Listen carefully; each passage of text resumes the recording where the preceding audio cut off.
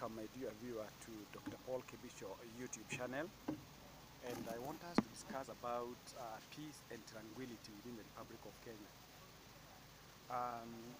I'm getting concerned that sometimes we leaders, especially people in leadership positions, they forget that they are leading human beings.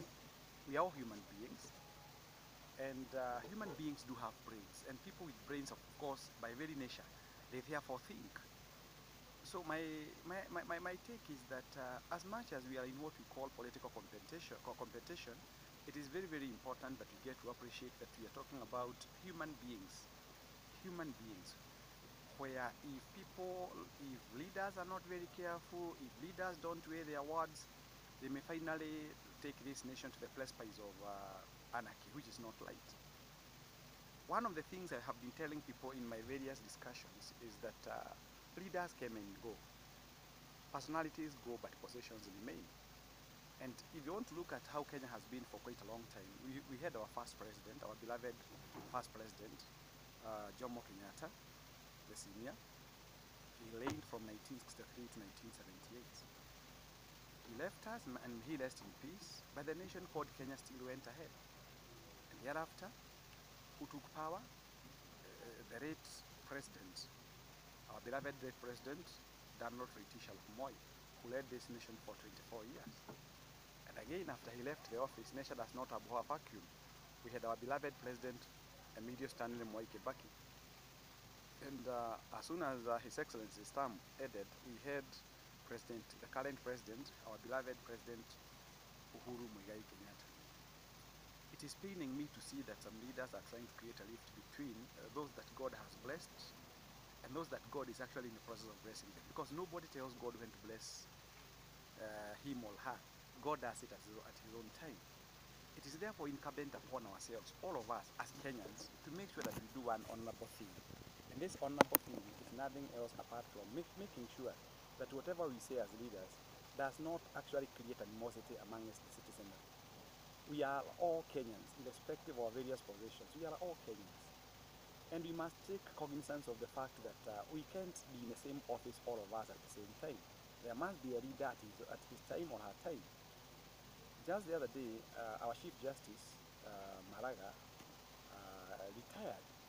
And before he retired, we had Dr. Willy Mutunga. And before Dr. Willy Mutunga, we had the late Justice Evans Gesheru. So that one should serve you as an indicator that positions, we take positions, we leave them, and positions still remain. So one of the things that we must do, of what benefit do we gain if actually we planted the seeds of animosity amongst the citizens? We need to take cognizance of the fact that God created all of us and brought us into this Republic of Kenya with a purpose. If I may echo the words of our president, President Uhuru Muigai Kenyatta, he never said where he was to be born. Actually, as a matter of fact, he found himself in Kenyatta's family. There was no cabinet meeting that was called by his parents. So he found himself wherever he is. And because one has become the possession that the Lord has made for him, let us not start now causing charlatans and shenanigans. We must remember, in the book of, I have repeated this many times, in the book of Romans chapter 13, we must learn to respect those in authority. And something else I want to remind people, and those who have gone through my YouTube channel, Dr. Paul Kibicho PhD YouTube channel, I have been saying that we must always remember what Maurice Green said, that never outbank your boss. We must respect those in authority, irrespective of where they come from. We are all Kenyans. Whether you come from Mombasa, whether you come from Turkana, whether you come from Mosabet, whether you come from Nyeri, whether you come from Uasin-Gishu County, we are all Kenyans. And therefore, we need to live as brothers and sisters. We can't all fit into we can't all be cabinet ministers. We can't all be permanent secretaries. We can't all be cabinet administrative secretaries. We can't. We can't all be principals. We can't all be chiefs or sub-chiefs. We can't all be, so there is a time for everything. And therefore, I'm calling upon all the leaders, right from the MCA. We go to what we call the MP. We go to this person called the women rep. We go to what we call the senator or the governor, up to the president. Kenya belongs to all of us. Let's avoid a situation that may cause chaos in this Republic of Kenya. We have come from very far. We know what happens. I was a big man in the year 1992. I had cleared Form 4 the previous year. Therefore, I know what happened in the year 1992. I witnessed what happened in the year 1997. I saw what happened in 2007 to 2008.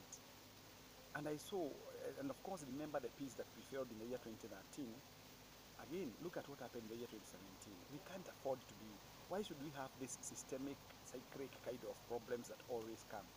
Why am I, like, you know, my neighbor, my immediate neighbor comes from Mary. We have never fought and we've been neighbors for the last 12 years.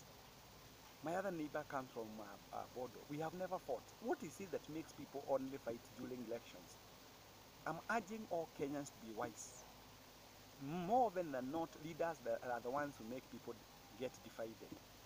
We should always listen to what they say, but we don't have to implement in totality what they say. You must have the spirit of discernment. Know what is good for you and what fits you. Why should I wake up in the morning and go fighting my neighbor who has been there for the last 12 years? What is it? In fact, as a matter of fact, we must only elect leaders to go and serve us. And electing leaders does not mean that you create animosity amongst your neighbor or between your neighbors or amongst the neighbors that you reside with. No, we should always remain brothers and sisters, irrespective of where we come from, irrespective of the tribes that we come from, irrespective of whether you come from Nyeri County, Nyandarua County, Uasin Gishu County, Kisumu County, whichever county you come from, we are all Kenyans, and I urge all Kenyans, and I pray to God that God may help us to have what we call that understanding. When it comes to matters BBI, must you come up with a mantra that hurts people's feelings? If you're not in agreement, then don't go sharing it with everybody. Keep it to yourself. And of course, if you have to give what we call the decent voice, give it in a manner that does not hurt others.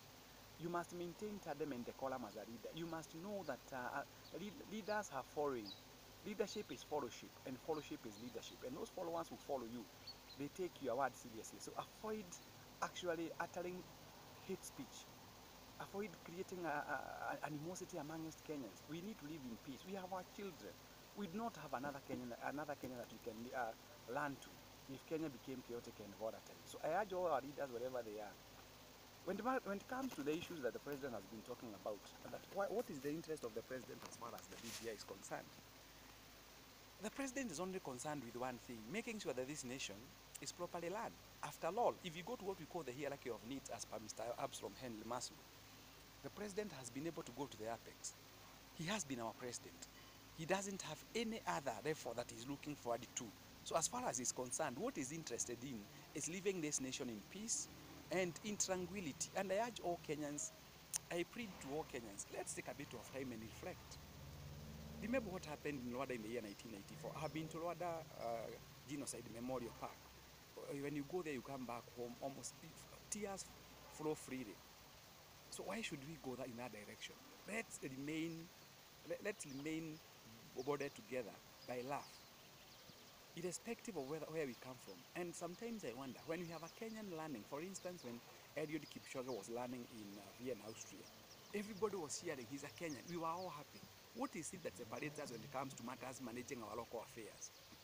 So politicians, I urge you, wherever you are, speak what is good about this nation. Tell us what you, sell to us your manifesto. Don't tell us that we hate this person or we hate this person. No. Tell us your manifesto. Tell us what you can do for us. We are all mature. We can be able to discern what it is that we want for this nation.